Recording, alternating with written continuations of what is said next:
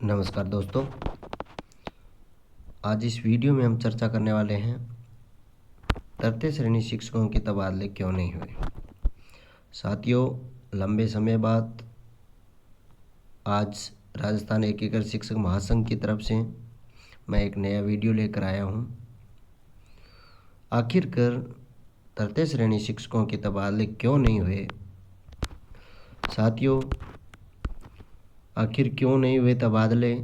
सबसे पहला प्रश्न यही है हमारा कि हमारे तबादले हुए क्यों नहीं। प्रथम श्रेणी शिक्षकों के तबादले हुए थे, द्वितीय श्रेणी शिक्षकों के तबादले हुए थे, दो बार उनके तबादले हो गए, परंतु तृतीय श्रेणी शिक्षकों के तबादले क्यों नहीं हुए। इसके क्या क्या कारण हो सकते हैं और क्या शिक्षक साथियों में कमी रही होगी, क्या सरकार की कमी रही होगी, इन सब के बारे में विस्तृत चर्चा इस वीडियो में हम करने वाले हैं। और आखिर तक हम यह भी देखेंगे कि तृतीय श्रेणी शिक्षकों के तबादले आगे होने की कब तक संभावना रहेगी। तो वीडियो को शुरू से अंत तक जरूर देखें साथियों, मेरा पहला प्रश्न, आखिर क्यों नहीं हुए तबादले। तो ये आप सभी जानते होंगे तबादले नहीं होने के क्या क्या कारण थे, फिर भी हम चर्चा करेंगे। क्या शिक्षक एकता की कमी थी तबादला नहीं होने का मुख्य कारण? साथियों, मेरा मानना है और हमारे संघ का भी मानना यही है कि तृतीय श्रेणी शिक्षकों के तबादले नहीं होने का मुख्य कारण शिक्षक एकता की कमी थी। क्योंकि राजस्थान एकीकृत शिक्षक महासंघ ने कई बार नहीं अनेकों बार राजधानी जयपुर और दिल्ली तक धरने प्रदर्शन किए थे। शिक्षक एकता की कमी से शिक्षक साथियों ने सहयोग नहीं किया, जितना अपेक्षा थी उतना सहयोग नहीं हुआ। तो तबादलों की कमी हमें लगती है कि कहीं न कहीं शिक्षक साथियों की भी इसमें कमी थी, जिसके कारण हमारे तबादले नहीं हुए। दूसरी, सरकार की कमी रह गई होगी। आपको लगता होगा कि सरकार की कमी है, उन्होंने फर्स्ट ग्रेड के तबादले कर दिए, द्वितीय श्रेणी के तबादले कर दिए और तृतीय श्रेणी के शिक्षक साथियों से राजस्थान की सरकार का कोई जाति दुश्मनी थी, जिसके कारण उन्होंने सरकार ने ट्रांसफ़र नहीं किए। सबसे पहले शिक्षा मंत्री जी आए थे, उन्होंने पॉलिसी का जुमला दिया था। उसके बाद में भी शिक्षा मंत्री जी आए थे, आने के तुरंत बाद 1 महीने में पॉलिसी निकाल दूंगा, वो महीना कभी पूरा नहीं हुआ उनका। अब सरकार जाएगी या आएगी वो अलग बात है, चुनाव हो गए, नई सरकार बनने वाली है, परंतु अभी तक जो शिक्षक पॉलिसी ट्रांसफ़र तबादला पॉलिसी बननी थी वो नहीं बनी। तो साथियों, हम मानते हैं कि सबसे ज़्यादा कमी सरकार की भी यहाँ पर रही थी और कमी रहने का कारण शिक्षक संघ या शिक्षकों में एकता नहीं होना भी था। अगर सभी शिक्षक साथी जैसे पटवारी, एलडीसी और विद्युत विभाग के जो कार्मिक हैं वो धरने करते हैं तो सरकार ज्यों की त्यों मान जाती है उनकी बातें, पर शिक्षक साथियों की बातें क्यों नहीं मानती, उनकी कमियां क्यों नहीं दूर करती? इसका कारण यही है, शिक्षक एकता नहीं है, शिक्षक संघ का कमज़ोर होना। तीसरा प्रश्न, क्या आपको लगता है शिक्षक संघ कमज़ोर था, इसके कारण हमारे तबादले नहीं हुए?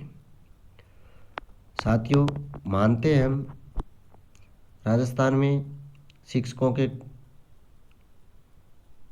कई संघ बने हुए हैं, लगभग 100-150 संघ बने हुए हैं। संघ बनाना साथियों कोई हार्ड वर्किंग नहीं है, परंतु उसमें काम करना सबसे हार्ड है।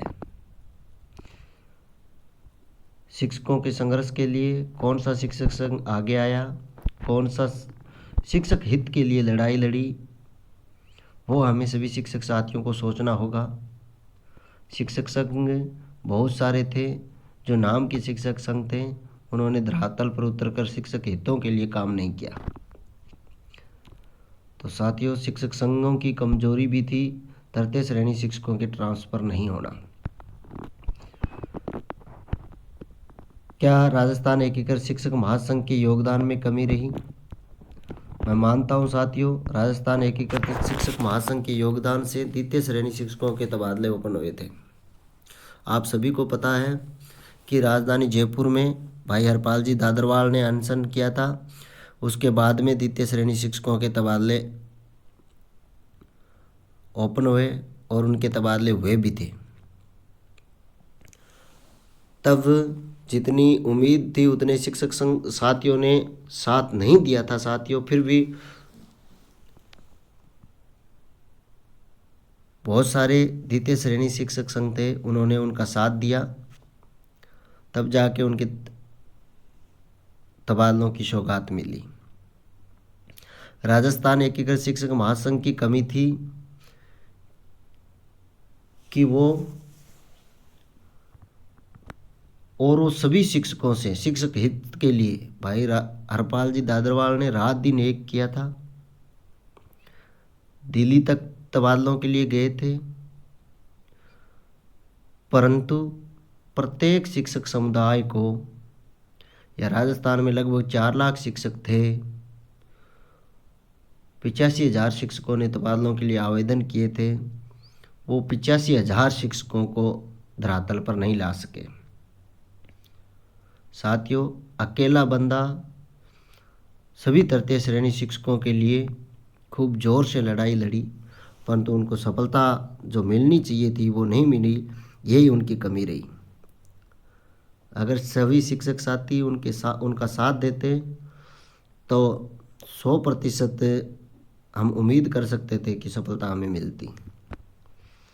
खैर, जो हुआ सो हुआ। अब आगे क्या होगा?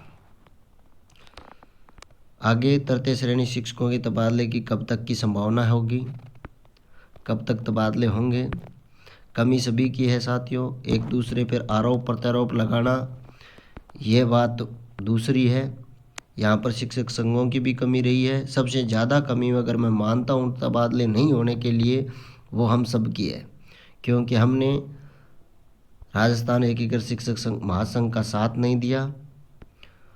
और अगर किसी संघ के साथ नहीं देंगे, अगर 1,000-2,000 संख्या में 85,000 आवेदन था, अगर 50,000 शिक्षक राजधानी जयपुर में पहुंच जाते तो तबादले नहीं, तबादलों का बाप खुल जाता। जयपुर में घूमने के लिए जगह नहीं मिलती, तब सरकार को तबादले करने ही पड़ते थे। ऐसा शिक्षकों ने नहीं किया, क्योंकि शिक्षक एकता में कमी थी। हम विभिन्न संघों के पीछे भाग रहे हैं, जो धरातल पर काम कर रहे हैं उनकी कमियां ढूंढते हैं, उनका साथ नहीं देते। साथियों, सबसे बड़ी कमी यह रही तबादले नहीं होने की। आगे की बात, तबादले कब तक होंगे? क्या नई सरकार बनेगी वो तबादले कर देगी तुरंत, या ट्रांसफ़र पॉलिसी लेके आएगी जल्दी? ऐसा साथियों अभी कुछ नहीं होने वाला है। तृतीय श्रेणी शिक्षक साथियों, अब जहां आप बैठे हो वहीं आपको बैठा रहना पड़ेगा कम से कम 2 साल तक। उसके बाद में ही तबादलों की आस हम लगा सकते हैं। धन्यवाद।